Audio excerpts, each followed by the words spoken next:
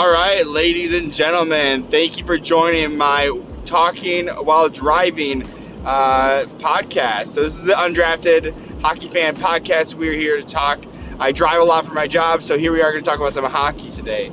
So one of the things I do want to talk about real quick, just because it's one of the big topics right now, is Adam Johnson's death in the EIHA, English Ice Hockey Association. So this is the big one we're talking about. So there was a death, unfortunately, with Adam Johnson, and what ended up happening is that he took a skate blade to the neck. It caused him to bleed, and he ended up subsequently died from that incident. So it is tough week for the hockey community, and we have seen this is, by the way, this is the worst case that we've seen when it comes to ice blade cuts and everything, but it is absolutely not unknown to players and the hockey community that these types of things happen. I mean, guys are just starting to pick up skate wrist guards, as well as in the minor leagues.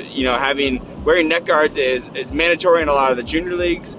So, and we're seeing now today, being that it is October 4th, we're seeing that NHL players are wearing neck protection. TJ Oshie founded a company that specializes in neck care. I think it's Wordord or something like that. I'll have to look it up later. But they are talking about he was wearing it during the game. During the game the other day for the Washington Capitals, we saw Erik Karlsson wearing a neck guard during practice. I mean, this is it's becoming a real thing, because we have something as serious as a death happening here. It's scary, man. I'll be honest. It's super scary, especially as an advocate for hockey. I love the sport. I played ice hockey. I love watching the Red Wings games, San Jose Sharks, Dallas Stars. Those are my three teams that I watch. And living in Detroit, you grow up around hockey players. I mean, they're everywhere. I mean, my whole community, was around hockey, right? I went to the same arena that Dylan Larkin did. So, not that I played with them, because I'm older, plus he's much better. So, but anyways, so the fact that an incident like this happened is honestly tragic. And hopefully it can spark some good. And there is a lot of debate on whether it was an accident or not. In my belief, it was an accident. It was not intentional. We've seen guys' skates go over their head. Practically every game, honestly. It's very, very common. You see guys going head over heels. You see or heels over head, however you want to say it. And you see guys going over the boards. Their skates going literally, guys are going over the board. Skates are literally going 6 feet in the air. So to me, this is where I see it's an accident. It was the most unfortunate, of course, of incidents. So it hurts my heart that people would think that this is an incident. We know there's certain players that have a little bit more, I would say not toughness, but they're a little more rough, right? They're rougher guys that are their skill set is maybe a little more grit, a little more fights, a little more punches, but I don't think anyone would go and maliciously make it look like a fall, and where he goes to literally jumping in the air and kick a guy in the neck.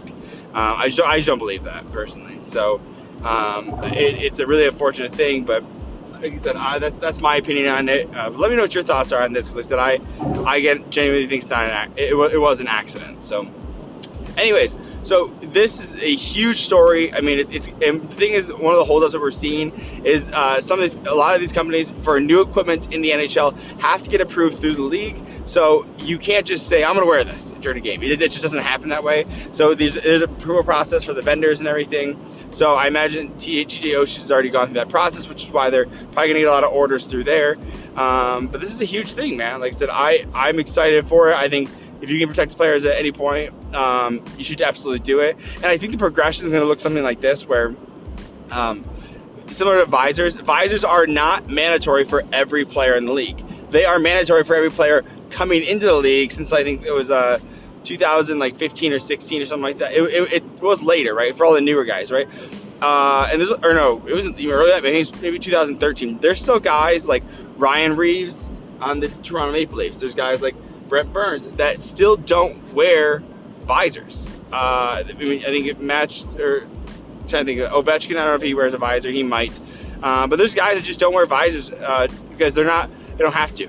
they were in the league prior to the mandate. And I think you're going to see something similar with neck guards, as well as wrist protection with the wrist guards, so that they prevent getting slashed. I mean, again, going back, we saw like five guys get cut. I mean, Tyler Sagan, there's another guy, I forget his name, but he just gotten the cut in the eye like a couple weeks ago, or like within the last couple weeks. So like right near the eye. I mean, the guy could have lost his eye, and he got stitches near his eye, over like the bridge of his nose and right under his eye. So it is crazy to me that you don't have any sort of protection like that. And again, I think this guy was even wearing a visor too. So like eventually I think long term we go to cages, whether that's made or full visors, right? But I think that's neither here nor there right now. But I do see the league implementing a time where you have guys just, whoever's coming into the league starting 2024, 2025, whatever that looks like, and they have to wear wrist guards or they have to wear neck guards. That just makes most sense to me. And I don't think you're going to mandate it for the guys currently in the NHL, just similar to that with the visors, right? The league is hard to change, it's hard to pivot, and guys are, they're stuck in their ways. And it's not an excuse, it's just a reality. If you want to get everyone on board and have the union accept it, I think that's what's going to take. So, in my opinion, this is just what it's going to take. It's going to take a little hardship to go through, but long term, I do see this being, in 15 years, every guy's wearing neck guards. I mean, to me, it just makes sense. So, I mean, even, it's funny that I heard someone talking about it, I think it was the Steve Dangle podcast, they were talking about how, goalies, any equipment they can wear, they'll wear it, right? I mean, they have full, practically bulletproof vests that they wear, massive pads, they try to make their helmets big, huge stick, everything, huge paddles of sticks, right? Look at a goalie stick, it is huge in comparison to a regular player's stick, and so you're seeing, goalies are willing to wear as much padded as it can, and supposedly there are some guys that don't even wear cups. There's probably, they estimate about one or two guys per team that don't even wear cups in the NHL. And I agree, it's a little more free, but it's definitely more vulnerable. Imagine blocking shots, man. It is scary. So again, I just see this as if there's any good that can come from the Adam Johnson incident, is that we see guys with a little more protection, and this hopefully saves lives and makes it higher quality of life for guys during their hockey careers and after their hockey careers.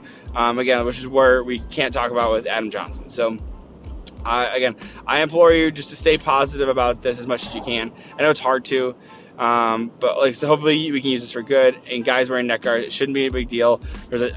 Back in my day, it was a little bit uncomfortable, wearing the big, thick cotton ones. But I hear they make some with, they make a lot of stuff with Kevlar. You get clothing with a little bit of Kevlar in it to protect them, even just giving a little bit of a buffer. I think that would go huge for the league. So again, let me know what your thoughts are. This is our first episode, right? Recording through Spotify.